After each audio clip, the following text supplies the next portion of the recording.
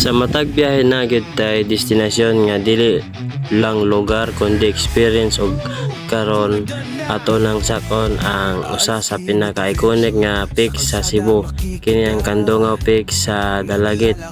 Mayong adlaw mga ka-boss idol, nata karon sa Maluray Dalagit para sakon nato ang Kandungaw Peak. Kung ganahan mo og sea of clouds, dramatic clip og cinematic views, this vlog is for you. Dili siya lalim nga mga boss, medyo steep ang trail pero kaya ra basta hinay-hinay mga 15 to 30 minutes trek, depende sa pacing ninyo. Ang environ fee is 50, ang ilang guide fee is 300. Ang best time to visit ani is morning or hapon 3 to 4. Grabe ka nindot, murag wallpaper sa windows, makita nimo ang dagat, bukid o kung swertehon siya clouds.